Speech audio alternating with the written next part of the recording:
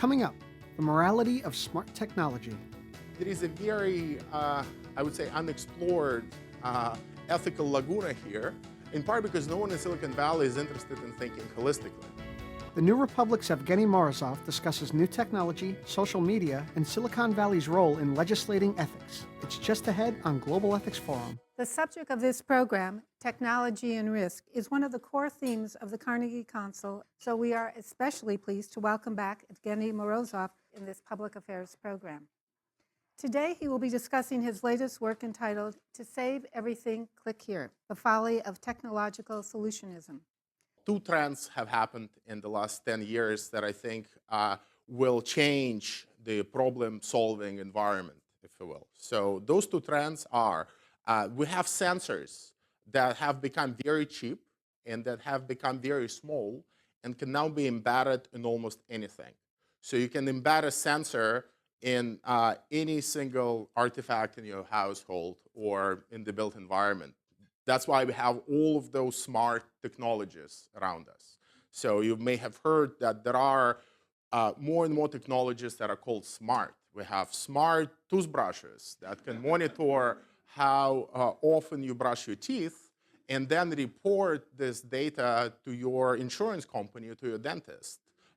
Why? Because, again, there is a sensor in there which is both capable of connecting to the internet and which can understand what it is that you do with the toothbrush, right? So objects, in some sense, become aware what they are for, right? They understand their own purpose. So we have, by the same logic, we have smart forks. Smart forks monitor how quickly and how fast you are eating, and they will tell you that you're eating too fast if the sensor built into the fork realizes that that's the case. The example of such smart technologies goes on. Smart shoes that know when they're about to get worn out. I mean, there are all sorts of smart devices and gadgets right now that are either in development or that are already out on the market, right? And the key change that I'm driving at is the proliferation of sensors, right? So the fact that you can now build a sensor into a device can make the device aware what it is for, and it can provide feedback to the user and thus change user behavior in one way or another. The big policy idea here is that it becomes possible to steer consumers in one way or another. So this is one big change, the proliferation of sensors. Another change, which mostly has to do with the fact that we are all now carrying smartphones and that we're all now present on social networks, is that all of our social circles, all of our friends have in one way or another become portable, right? So basically it becomes possible whenever we engage in interactions with each other or with built artifacts, with household devices, or when we engage with social institutions, it becomes possible to mediate our interaction through our social circles. To give you an example that brings those two trends together, the proliferation of sensors on the one hand, and then the proliferation of the social circles that have become portable, let me give you an example of the so-called smart trash bin. It's a project called BeanCam, built by designers in Germany and Britain. And it's basically, it looks like a regular trash can that you have at home in your kitchen, but it has a smartphone built into its upper lid, right? So whenever you close the trash can, it takes a photo of what you have just thrown away, right? Why does it do so? So it does it because the photo is then uploaded to an internet site called Mechanical Turk, and it's a site that is run by Amazon, where freelancers can get paid to perform various tasks that computers cannot do yet, right? So in this particular case, there are a bunch of people who are paid to analyze your recycling behavior. So they are being paid to analyze whether you are recycling things correctly or not. And after that analysis has been done, the picture is uploaded together with the analysis to your Facebook profile, where you enter competition with other Facebook friends. And whoever wins most points, becomes the winner of the recycling competition, right? That might seem like a very bizarre and surreal example, but it's a real project built by serious designers concerned with climate change, right? Concerned with the sustainability of our recycling habits. And you can see the kind of logic built into this project, right? They think that the fact that now you can basically fit your entire Facebook circle into a trash can makes it possible to exert new types of pressure on you as a user and as a citizen, right? So the idea there is that they're not using sticks, they're using carrots, right? In this particular case, and they think that if you can have people compete with each other for points, you can get them to engage in new types of behavior or provide new types of motivations that weren't available before. This, by the way, is a very big trend in Silicon Valley. It's something known as gamification. Gamification is this effort to try to turn pretty much everything into a game where you're collecting points for something, competing against other people. While it might increase efficiency, you have to understand that it's a substitution of language, right? It used to be that we wanted people to engage in behaviors like recycling because we thought that that's part of good global citizenship. We thought that they should do it for moral and ethical reasons because that was the right thing to do. Now, with proliferation of this new, what I call problem-solving infrastructure, it becomes possible to bypass that moral register and appeal to people as consumers and as gamers or whatever other label you want to plug in here, and basically bypass the moral and ethical considerations altogether. The next time they're faced with litter on the pavement, they would pick it up unless they expect to be rewarded with frequent flyer miles or bonus points or you name it. Right? I mean, so there is a very, I would say, unexplored ethical laguna here, in part because no one in Silicon Valley is interested in thinking holistically. Right? And no one among the technocrats who are aiming for these schemes is interested in treating citizens as complex beings who inhabit multiple worlds at once.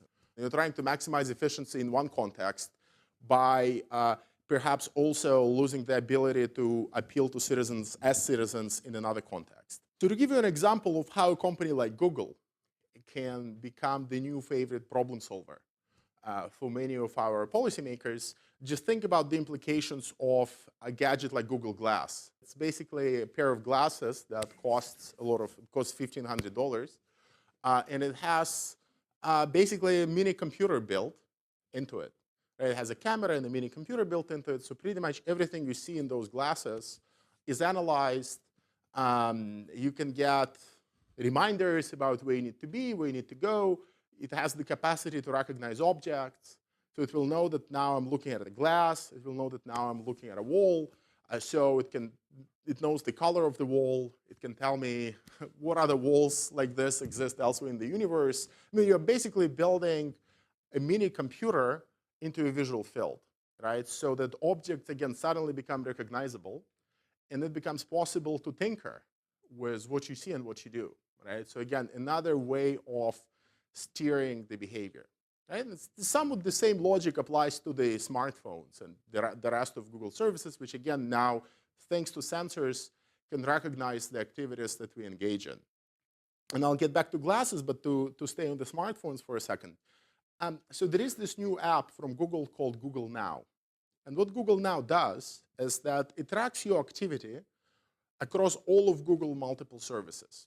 Right? So it tracks your email inbox, it tracks your calendar, it tracks what you do on Google Books. And what it does next is try to predict what you might be doing in the next 5, 6, or 7 hours, right? Based on what it already knows about you from that data. So let's say you have a reservation for a plane in your inbox, right? And so Google knows that you'll be jumping on a plane in 5 or 6 hours. So what it will do now, it's not science fiction, it's already available. You can install this app on your Android phone. It will check you into your flight automatically without you asking it to do anything. It will check the weather at your destination, and it will tell you whether you need to take an umbrella with you or not. It basically promises to take hassle out of your life, which for most of us would sound like a pretty good project. But because it has sensors built into it, it can also, like any smartphone now, it has an accelerometer, for example, right? So because it has sensors built into it, it can also track all sorts of other behaviors. So in this case, Google tracks how many miles you walk every month. And at the end of the month, it tells you that this month you've walked 20 miles, and it's 20% better than the last month's. That's the card, the index card, a reminder that it generates automatically without you ever asking for it. You can think about this further. So let's think about Google Glasses. Right? Google Glasses, basically, if you wear them every day, which is how they're meant to be working, they would know pretty much everything about what you engage in, what you eat. They will know what you had for breakfast. They'll know what you had for lunch. And they would be able, if policymakers or Google wants, to be able to do what your smartphone does for your walking patterns. They can do the same for your nutrition patterns. And this is sort of part of the broader argument I'm driving towards, is that we have suddenly acquired the means of perfection of one way or another. The environment have become very programmable, right? It becomes possible to manipulate the environment because of all the sensors, devices, and smart interfaces in new ways to completely eliminate the temptations or to start fighting problems like obesity or climate change in new ways.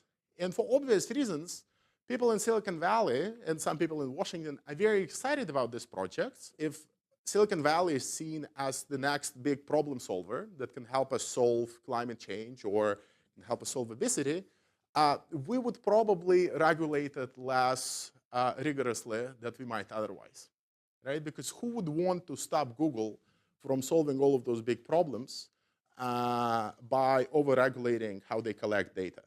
So a service like Google Now, that app that tracks how much you're walking, it has become possible only because Google has managed to push through what they call singular privacy policy.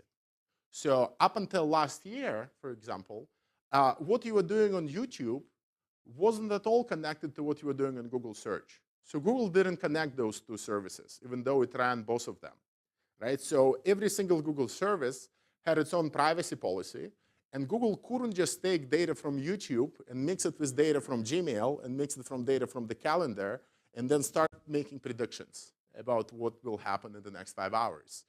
After they pushed for this new singular privacy policy, they have brought all of the services under one umbrella. So now they can look at what you do at your Gmail and mix it with what you do in your calendar and mix it with what you do with search. And in the future, mix it with what you do with Google Glasses and what you do with the Google self-driving car and come up with all sorts of predictions. And the argument, as of course you probably understand by now, that Google makes is that, well, gadgets like Google Now can help us solve problems in a new way. So why should we worry about this singular privacy policy, right? I mean, then that's the argument that is being made. And we need to figure out whether this new problem-solving abilities and capacities provided by Google are worth giving up our privacy for. To give an example of some of the costs and consequences that come once we delegate problem-solving to Silicon Valley. So imagine policymakers become really excited about this Google Now app that can track how much we are walking and will thus tell us that we need to walk more at the end of each month. Right? And I'm pretty sure that policymakers would eventually be very happy with such an app because, again, it's a new way of tackling problems that doesn't really require much of them. The idea there is that you can actually make many of the transfer payments for insurance, for many other things, conditional on certain behaviors. And those behaviors now, because we have all the smart technology and sensors everywhere, suddenly become possible to monitor and enforce.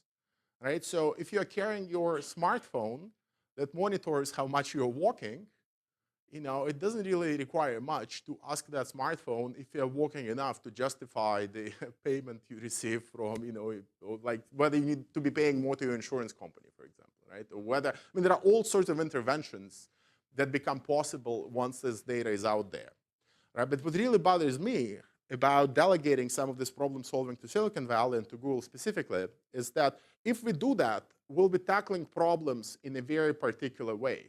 Right? So it's one thing to tell citizens that they need to walk more. And now we have the self-tracking apps to monitor whether they are walking more or not. It's a very different kind of intervention to actually go and investigate why they're not walking more. Right? It might be that they're not walking because there is nowhere to go except for the mall and the highway. Right? Because the infrastructure is missing. So giving them the apps to track how much they're walking is not going to solve the big structural, infrastructural problems and challenges that give us problems like obesity. Right? It's the same thing to be able to track how much fat or junk food we are consuming through Google Glasses. And it's another thing to actually to allow for access to farmers markets or to regulate the food industry, to regulate the junk food industry, how it's advertising to kids. I mean, there are all sorts of big structural projects that we also need to embark on instead of just delegating all of this decision-making to citizens and offloading it to citizens, essentially, and just telling them that you need to optimize your behavior within the constraints of the current system. Right? And this is what Silicon Valley would excel at. It can give us the apps so that we'll optimize our own behavior within the current system. But if you really think about reform, and ambitious reform, the goal should be to try to reform the system itself. Right? You cannot just be giving out apps so that we'll optimize how much we walk and how much we eat. And we also need to ask broader questions why we engage in certain behaviors and why we don't engage in others, and what are some of the structural constraints that prevent us from changing our behaviors in the first place. The bigger takeaway message from this is that we have to be very careful about delegating some of the problem solving to private parties. We have to be very careful about delegating it to Silicon Valley. Their business models essentially revolve around sucking in more and more data that we share for all sorts of reasons. The way in which the situation is going right now is that those of us who would refuse to self-track, those of us who would refuse to take on sensors, those of us who would say no, increasingly would find it very hard to interact with all sorts of social and commercial entities, because they will make assumptions that we have something to hide when we refuse to self-track. The assumption would not be that you refuse to self-track because you want to exercise autonomy or you fear about your privacy. The assumption would be that you refuse to self-track because you are not walking enough, or you are not a safe driver, or you eat too much fat. Right? And once such logics are in place, you would no longer be able to believe Silicon Valley, which tells you that the decision to self-track or not is just an individual choice. Right? It doesn't depend on anything. It's your autonomous decision. It's no longer an autonomous decision when the social institutions work in such a way that not self-tracking is punished with higher payments for insurance or something else. And we can open up for questions. Thank you so much. Thank you. There was one aspect that at least I didn't hear your views on, and that is the use of this censoring, so to speak, in terms of motivating, directing, and driving political behavior. I think here we will see actually very dangerous trends, in part because it's not just censors, it's the ability to customize your media environment and shape the message to you as an individual voter based on what the advertiser, or in this case, the political party, knows about you. So we might end up in a situation where the same candidate, since now we all inhabit our own little media bubble, right? We all have access to customized media, our Facebook newsfeed, our Twitter account, the information we get through Google News is highly customized. It will be possible to narrow and target and to shape the political message individually. So all of us here might hear from the same candidate, but we would all hear different things. And we wouldn't know that we've heard different things because the ad will be customized to us and it will show only once. Right? Nothing prevents that from happening. So I often give an example of, let's say your local supermarket has a cooperation deal with Facebook or Google. And many of them now have deals with Facebook, for example. So Facebook now has a deal with a market data collection company that tells Facebook what products you buy through loyalty programs at supermarkets. So essentially, your offline behavior is integrated with your online behavior into a single profile. So imagine your local supermarket knows that 3 days ago, you put in a Google search that you want to become a vegetarian. Or you put in a Google search how to become a vegetarian, right? And maybe your local supermarket doesn't know that it was you by name, but it knows that someone in your building or in your zip code or in your street has done that search, right? And imagine next time you show up, or someone with a smartphone that is registered in your zip code shows up in a supermarket, right? And immediately your smartphone starts buzzing because you start getting coupons and discounts on meat products in your supermarket, right? Or you walk by a local restaurant and your local restaurant again sends a message to your smartphone, which again now is possible, telling you that you're invited to a free steak dinner, right? And after 3 months of such behavioral manipulations, you suddenly decided, well, why on earth should I be a vegetarian? All right? And you decide not to become a vegetarian, but you have no idea that all of that happened because someone in the background was pulling those strings, right? So you think you've reached an autonomous decision. Well, the decision was anything but autonomous because the environment has been configured in such a way as to make that impossible. What do you feel is an appropriate role for government in managing the risks associated with these technologies? There are two potential involvements for governments. I mean, one is regulating what happens to data, right, that is being collected. Now, six governments in the European Union are suing Google for pushing for this single privacy policy last year. And they've consistently been going after Google because Google doesn't let you know what happens to your data once you share it, right? They don't want to disclose the life of the data once it has been shared with Google. And that just goes against some of the existing laws in the European Union. So, and I think they are very reasonable in pursuing Google and pushing them to at least disclose what happens to the data, because I can assure you that once most of you know what happens to your data, once it enters the Google universe, you'll feel much more terrified than you are now, where you just think it's just stored somewhere neatly and secretly on some server and no one has access to it. All right, so pushing in that direction, I think, would be a good idea. I don't think it's ever going to happen in the US for various reasons, some of which have to do with general attitudes towards privacy and the idea that somehow economic growth is more important. I mean, there are all sorts of issues here, and the existing data protection laws in the US are just not strong enough to mount any challenge. And the second aspect that I would like to highlight here is not just regulating those companies, but understanding how much, as I've said, of this problem solving you want to delegate to Silicon Valley. I mean, if you, and to Google or to Facebook, do you actually want a bunch of technology companies tinkering with our trash bins in order to engage us in more environmentally friendly behavior, right? Because there are all sorts of other implications, and that's something I haven't mentioned yet.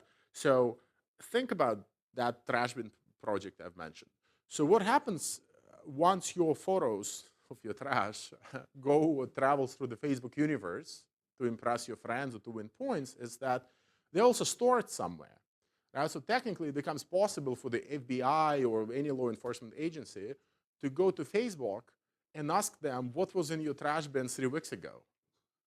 That was not possible before. Right? We had all sorts of legal fights about whether FBI can look into your trash. I mean, there are all sorts, but there was no technical possibility to know what was in your trash bin months ago, a year ago. Now, if that data is kept somewhere, it suddenly becomes possible. The marketing of such devices makes a lot of promises that I think we need to understand. So, I mean, I'm trying to understand the implications of, storing all this data. I think is another big challenge for policymakers. But maybe we shouldn't be allowing these companies into our trash, to begin with. And if we don't, then we wouldn't need to think about all the data challenges. Sharansky has written about the adaptation of the Soviet society, the Soviet bloc countries, to this monitoring of the population. Sure. We're experiencing that in the commercial sector now. It's going to move over into a less benevolent government at some point in time, because that's the nature of things. Where do you see that happening? It's already happening now. I mean, the leading Chinese search engine, Baidu, has come up with the same smart Google glasses that Google did, and they'll be putting them on the market this year as well. So, and I would say that many of the companies you now have in Russia and China and Iran are pretty sophisticated when it comes to technology. The only reason why they're less visible is because there is some kind of economic and political, nationalism in the US that prevents them from operating here. So, like the way we think about it is that when Google dispatches its cars to China to go and document every single building in China, it's all part of the contribution to some humanitarian project and enlightenment, and we all think it's great, it's organizing the world's knowledge. Like, imagine what would happen if one of the Chinese search engines decided to send a fleet of cars to America and document every single building in New York.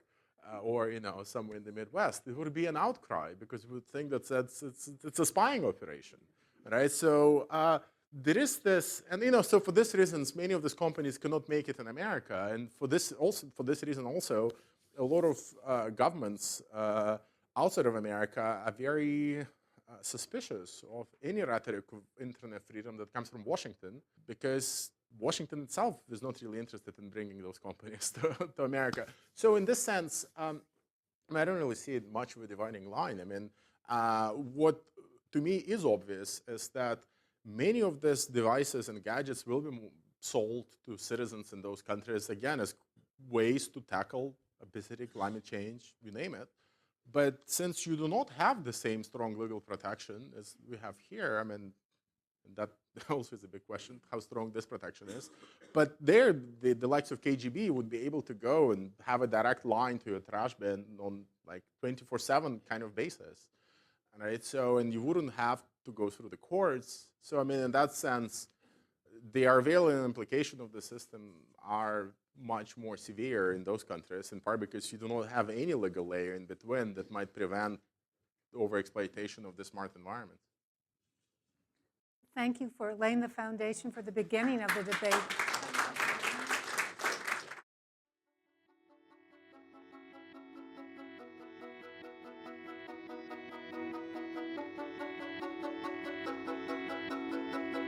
For more on this program and other Carnegie Ethics Studio productions, visit carnegiecouncil.org. There you can find video highlights, transcripts, audio recordings, and other multimedia resources on global ethics. This program is made possible by the Carnegie Ethics Studio and viewers like you.